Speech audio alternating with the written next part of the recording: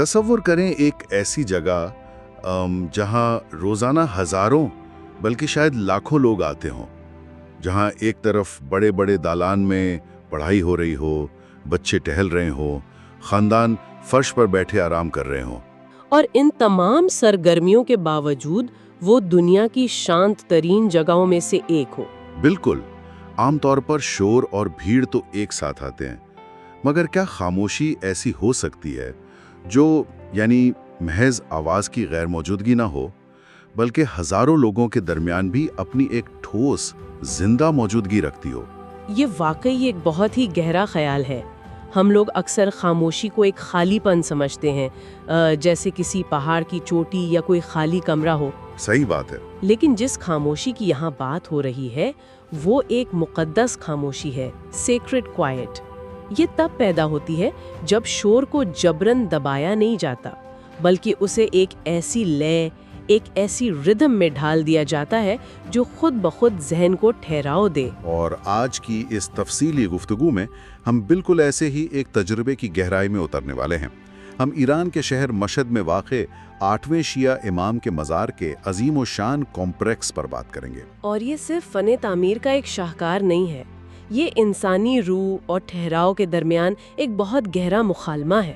ہاں، اور جب کوئی مسافر اس وسیع کمپلیکس میں قدم رکھتا ہے نا، تو وہ وسیع سنگ مرمر کے صحن اور ان کے ارد گرد درخت ایک عجیب سا اثر چھوڑتے ہیں۔ ہر طرف آرکیڈز یا راہداریاں ہیں جنہوں نے اس پوری جگہ کو ایک حفاظتی گھیرے میں لیا ہوا ہے۔ بالکل، اور پھر وہ خوبصورت ٹائلڈ ایوانز جن پر انتہائی باریک کاشی کاری کی گئی ہے۔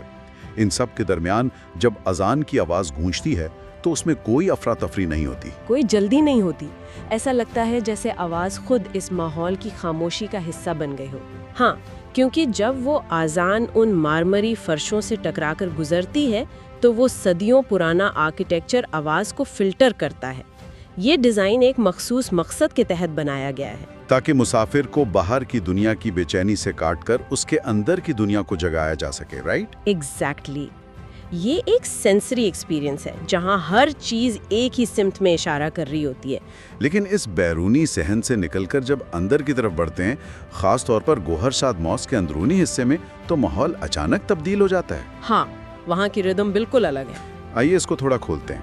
یہاں آنکھوں کے سامنے وہ انتہائی نسیم اور خوبصورت برک ورک ہے، اور باہر کی دھوپ سے بالکل مختلف ایک ٹھنڈک محسوس ہوتی ہے، اور سب سے بڑھ کر وہ فیروزی رنگ کی جیومیٹری۔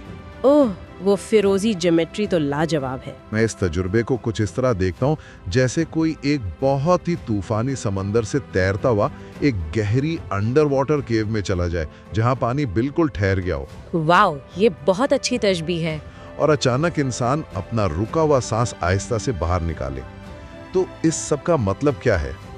فیروزی رنگ کی جیومیٹری اور اونچی چھتوں کی ٹھنڈی ہوا کس طرح ہمارے ذہن کو پرسکون ہونے پر مجبور کر دیتی ہے۔ یہاں سب سے حیران انگیز بات یہ ہے کہ یہ فن تعمیر صرف آنکھوں کو بھلا لگنے کے لیے نہیں ہے، یہ انسان کو ایک مخصوص روحانی حالت میں لانے کا ایک ٹول ہے۔ اچھا، ایک ٹول کی طرح کام کرتا ہے۔ ہاں، جب کوئی ان اونچی چھتوں کے نیچے کھڑا ہوتا ہے جنہیں والٹس کہا جاتا ہے، تو دو چیزیں ایک ساتھ کام کرتی ہیں۔ پہلی تو پیورلی فزیکل ہے، اونچی چھتیں گرم ہوا کو اوپر کھینچتی ہیں جس سے فرش پر ایک ٹھنڈک رہتی ہے۔ صحیح، جو جسم کے درجہ حرارت کو گراتی ہے۔ بالکل، اور یہ نفسیاتی طور پر ذہن کو شانت کرتی ہے۔ لیکن دوسری چیز ذہنی ہے۔ اتنی وسیع چھت کو دیکھ کر انسان کو اپنی حیثیت کا ایک اندازہ ہوتا ہے۔ اسے آرکیٹیکچر میں کیتھیڈرل ایفیکٹ کہتے ہیں۔ یعنی اونچائی انسان کو کائنات کے سامنے چھوٹا محسوس کرواتی ہے۔ ہاں، لیکن یہ چھوٹا پن خوفناک نہیں ہوتا، ایک حفاظتی گھیرے جیسا ہوتا ہے۔ تو یہ صرف اینٹ اور ٹائل کا فرش نہیں ہے، یہ انسانی جذبات کی پوری انجینئرنگ ہے۔ لیکن اس فیروزی رنگ کا کیا کردار ہے؟ دنیا میں آرکیٹیکچر تو بہت جگہ اونچا ہے۔ اگر ہم نفسیات کی روح سے دیکھیں تو فیروزی اور نیلے رنگ کے شیڈز نروس سسٹم پر سیدھا اثر ڈالتے ہیں۔ یہ پیرا سمپتھیٹک نروس سسٹم کو ایکٹیو کرتے ہیں، جو سٹریس اور انزائٹی کو کم کرتا ہے۔ بالکل۔ ہاں، اور اس رنگ کا مخصوص جیومیٹرک پیٹرنز میں استعمال دماغ کو ایک پیٹرن ریکگنائز کرنے پر مجبور کرتا ہے۔ वो ज्योमेट्री इतनी परफेक्शन से बनी है कि उसे देखते हुए दिमाग भटकना छोड़ देता है। मतलब बनाने वालों को सदियों पहले ये मालूम था कि बेचैन जहन को ठहराव में लाने के लिए सिर्फ आवाज का बंद होना काफी नहीं। एग्जैक्टली, आंखों को भी एक ठहराव वाला मंजर देना जरूरी है। ये वाकई सोचने पर मजबूर कर देता है। इमारत का हर हिस्सा मुसाफिर से बात कर रहा है, लेकिन यहाँ एक दिलचस्प तजाद है जो मुझे थोड़ा उलझा देता है। वो क्या? आमतौर पर मुकद्दस जगहों के बारे में ये गुमान किया जाता है कि वहाँ बिल्कुल सन्नाटा होगा, दुनिया की हलचल से कटी हुई कोई जगह। मगर मशहद के इस कॉम्प्लेक्स में आम इंसानी जिंदगी की हलचल खत्म नहीं होती। हाँ, वहाँ जिंदगी पूरे जोर से धड़कती है। यहाँ तक कि प्रेयर हॉल्स और कोर्टयार्ड्स में खानदान आराम कर रहे हैं, लोग टहल रहे हैं, तलबा पढ़ाई कर रहे हैं। ये एक खाली इमारत के बजाय एक वसी लिविंग रूम जैसा लगता है। सही कह रहे हैं आप। तो क्या ये हलचल उस नफसियाती ठहराव को तोड़ती नहीं है? अगर हम इसे एक बड़े मंजरनामे से जोड़कर देखें तो पता चलता है कि असली रूहानियत का मतलब दुनिया से फरार नहीं है। ये एक मशरकी रूहानी फलसफा है जहाँ जिंदगी और इबादत के दरमियान कोई दीवार नहीं होती। अच्छा। इस कॉम्प्लेक्स के करीब मौजूद अजीम लाइब्रेरीज और म्यूजियम्स इस बात का सबूत है कि इल्म का हुसूल और आम जिंदगी को यहाँ इबादत ही का एक हिस्सा समझा जाता है। जब खानदान वहाँ आराम करते हैं तो वो उस खामोशी को खराब नहीं करते, बल्कि वो उस सरगर्मी को एक जिंदा रूहानियत में बदल देते हैं। बिल्कुल, ये एक जिंदा इकोसिस्टम है जहाँ मुकद्दस होना सिर्फ पत्थरों से मंसूब नहीं है, बल्कि वहाँ आने वालों की जिंदगी गुजारने के तर्ज से भी है। लेकिन इस इकोसिस्टम को मुतवाजिन रखने के लिए कवानीन तो होंगे, क्योंकि लाखों लोगों में तो आमतौर पर अफरा तफरी मचाती है। यहाँ कोई चिल्लाता नहीं है। हाँ, कोई धक्कम तैली नहीं होती वहाँ। मैंने गौर किया है कि वहाँ जो केयरटेकर्स हैं, जिन्हें खादिम कहा जाता है, वो बिल्कुल खामोशी से फव्वारों और वुजू खानों को चमकाने में लगे रहते हैं। उनकी मेहनत देखकर लगता है ये बस सफाई नहीं है। बिल्कुल नहीं, वो केयरटेकर्स दरअसल इस पूरे इकोसिस्टम को संभालने वाले हैं। उनका अमल एक नरम आदब व एहतराम यानी जेंटल एटिकेट को कायम रखने की मुसलसल कोशिश है। वाकई? हाँ, जब कोई मुसाफिर देखता है कि फव्वारे के पानी के इर्द गिर्द फर्श को इतनी नज़ाकत से साफ रखा जा रहा है तो वो खुद ब खुद उस अदब का हिस्सा बन जाता है। उसके अपने कदमों में ठहराव आ जाता है। ये तो बहुत खूबसूरत बात है। ये ऐसी तहजीब है जो बड़े बोर्ड्स पर नहीं लिखी गई, बल्कि इन केयर टेकर्स के अमली नमूने से फैलाई जाती है। सही कहा, हर फर्द उस एहतराम का मुहाफिज बन जाता है।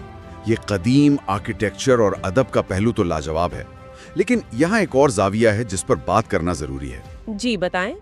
जब हम सदियों पुराने मार्बल और रूहानियत की बात करते हैं तो लगता है किसी पुराने जमाने की बात हो रही है, मगर ये कॉम्प्लेक्स आज की तेज जदीद दुनिया के बिल्कुल दरमियान है। हाँ, शहर के बीचों बीच। और एक मुसाफिर के लिए वहां तक पहुंचने का रास्ता जदीद टेक्नोलॉजी से होकर गुजरता है। पैदल चलने के फासले पर बेहतरीन होटल्स हैं, मेन रास्तों के करीब लोकल सिम कार्ड्स फौरी मिल जाते हैं, वाईफाई आम है। अगर सहन में ज़्यादा खुली जगह चाहिए तो सुबह जल्दी आना बेहतर होता है। ये सब आसानियाँ तो बहुत मददगार होती हैं। यहाँ आकर बात वाकई दिलचस्प हो जाती है। ये बिल्कुल ऐसा है जैसे आपका एक पाँव जदीद दुनिया में हो और दूसरा पाँव सदियों पुराने संगे मरमर की खामोशी में। आमतौर पर लोग कहते हैं कि मोबाइल और होटल्स रूहानियत को तबाह कर देते हैं। हाँ, ये बहस तो बहुत आम है, मगर मुझे ये बिल्कुल वैसा लगता है जैसे शोर वाले जहाज में नॉइस कैंसलिंग हेडफोन्स पहन लेना। वो म्यूजिक को बेहतर नहीं बनाते, लेकिन इंजन का शोर खत्म कर देते हैं। ये जदीद आसानियां भी यहाँ यही काम कर रही हैं। मैं इस नॉइस कैंसलिंग हेडफोन्स की तशबीह से मुकम्मल इत्तेफाक करती हूँ। हम अक्सर समझते हैं कि मुशक्कत उठाकर ही रूहानी मकाम मिलता है। बिल्कुल।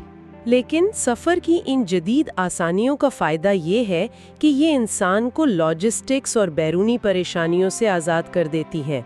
यहाँ मैस्लो की ज़रूरियात की थियरी बिल्कुल सही लागू होती है। मतलब जब बेसिक नीड्स पूरी होंगी तभी फोकस बनेगा। एग्जैक्टली। जब किसी फर्द को ये फिक्र हो कि वो ठहरेगा कहाँ या राब्ता कैसे करेगा तो उसका जहन इन्हीं फिक्रों में उलझा रहेगा। यानी उसके जहन में वो जगह ही नहीं बचेगी कि वो उस मुकद्दस खामोशी को महसूस कर सके। जी हाँ, जदीद आसानियाँ उस जहनी शोर को ब्लॉक कर देती हैं, جب فزیکل کمفرٹ موجود ہو تبھی انسان اپنا پورا دھیان اندرونی ٹھہراؤ اور وہاں کے آداب پر مرکوز کر سکتا ہے۔ تو یہ وائی فائی اور ہوٹلز روحانیت کے راستے کی رکاوٹ نہیں بلکہ دھیان کو ٹھیک اس خاموشی کی طرف لے جاتے ہیں۔ صحیح بات ہے۔ یہ آسانیاں اور تہذیب مل کر عجیب سا حسن پیدا کرتی ہیں، لیکن اس تجربے کا ایک اور حصہ ہے جو دن ڈھلنے کے ساتھ نمایاں ہوتا ہے۔ شام کا وقت۔ دن کی روشنی اور بیرونی پلازوں کا لطف اٹھانے کے بعد جب روشنی بدلتی ہے تو آرکیٹیکچر کی سب سے خاص اور منفرد خوبی سامنے آتی ہے۔ جب روشنی عمارت کے اندر تبدیل ہوتی ہے تو چھتوں پر کیا گیا شیشے کا کام یعنی مرر ورک نمایاں ہوتا ہے، جسے آئینہ کاری کہا جاتا ہے۔ اگر فیروزی ٹائلز دن کے وقت دماغ کو پرسکون رکھتی ہیں تو یہ شیشے کا کام شام کے وقت ایک روحانی عروج ہے۔ جب ان لاتعداد چھوٹے چھوٹے پہلیوں پر چراغوں کی روشنی پڑتی ہے تو وہ ہزاروں ٹکڑے روشنی کو اس طرح بکھیرتے ہیں کہ پورے ماحول میں ایک نرم چاندی جیسی جھلملاہٹ پیدا ہوتی ہے۔ اور اس کی سب سے خوبصورت بات کیا ہے بھلا؟ یہ کہ چلنے کے ساتھ ساتھ وہ روشنی خود بھی حرکت کرتی ہوئی محسوس ہوتی ہے۔ مگر یہاں میرے دماغ میں پھر ایک الجھن آتی ہے۔ ان عمارتوں کے بنیان والوں کے پاس وسائل کی تو کمی نہیں تھی۔ بالکل نہیں۔ وہ چاہتے تو دنیا کے بہترین مصوروں سے پینٹنگز بنوا سکتے تھے یا سادی عام روشنی کا انتخاب کر سکتے تھے۔ انہوں نے ہزاروں چھوٹے شیشوں کا انتخاب کیوں کیا؟ اس جھلملاہٹ کا انسان کے چلنے کے ساتھ گھومنا کیا احساس دلاتا ہے؟ اس سے ایک بہت اہم سوال پیدا ہوتا ہے کہ ہم ایسی جگہوں سے کس طرح جڑتے ہیں۔ اگر وہاں کوئی عام پینٹنگ ہوتی تو دیکھنے والا صرف دور سے کھڑا دیکھتا رہتا، ایک پیسو آبزرور بن کر، رائٹ؟ ہاں، لیکن یہ روشنی کا بکھرنا اور حرکت کرنا اس بات کی علامت ہے کہ یہ آرکیٹیکچر خود ایک زندہ وجود کی طرح ہے جو وہاں سے گزرنے والے ہر فرد کے قدموں کے ساتھ تال میل بناتا ہے۔ تو کیا آرکیٹیکچر خود چلنے والے کے ساتھ کوئی رابطہ قائم کر رہا ہے؟ بالکل۔ ہر مسافر جب نئے زاویے سے دیکھتا ہے تو اسے روشنی کی ایک بالکل نئی اور ذاتی تصویر نظر آتی ہے۔ یہ بکھری ہوئی روشنی احساس دلاتی ہے کہ وہ اس کمپلیکس میں کوئی اجنبی نہیں ہے بلکہ اس کی اپنی حرکت اس رقص کا حصہ ہے۔ واقعی عمارت اور مسافر کے درمیان یہ ایک خاموش گفتگو ہے۔ اس پورے تفصیلی جائزے میں ہم نے مشہد کی وسیع مارمری پلازوں، گوہرشاد ماسک کی فیروزی چھتوں، لائبریری اور لوگوں کی مصروفیت پر بات کی، اور یہ بھی دیکھا کہ کیسے جدید دنیا کی آسانیاں لاجسٹکس کے شور کو بلاک کرتی ہیں۔ ہاں بالکل، نوائز کینسلنگ ہیڈ فونز کی طرح، اور آخر میں شیشوں کی اس نزاکت کا گہرائی سے مطالعہ کیا۔ لیکن سننے والوں کے لیے اس سب کی کیا اہمیت ہے؟ یہ بہت ضروری سوال ہے۔ ہماری زندگی شور اور معلومات کے بوجھ سے بھری ہوئی ہے، مگر مشہد کی یہ مقدس خاموشی اور نرم ادب ہمیں یاد دلاتا ہے کہ ہمیں اپنی زندگیوں میں بھی ایسے پرسکون راستوں کی ضرورت ہے جہاں شور کے بجائے روحانیت اور فکر کا داخلہ ہو۔ ایک ٹھہراؤ تلاش کرنا واقعی بہت لازمی ہو گیا ہے آج کل، اور اس تجربے کے بعد ایک آخری بات جو سوچنے پر مجبور کرتی ہے وہ یہ ہے کہ جب ہم ان چھتوں کی طرف دیکھتے ہیں جو ہزاروں چھوٹے چمکتے ہوئے شیشوں سے بنی ہیں تو کیا ہم واقعی فن تعمیر کو دیکھ رہے ہوتے ہیں، یا پھر اس نرم چاندی جیسی جھلملاہٹ میں ہمیں صرف اپنا ہی عکس چھوٹے چھوٹے ٹکڑوں میں بکھرا ہوا دکھائی دیتا ہے جو روشنی کے ساتھ ہمارے ہر قدم پر ایک نئی شکل اختیار کر لیتا ہے۔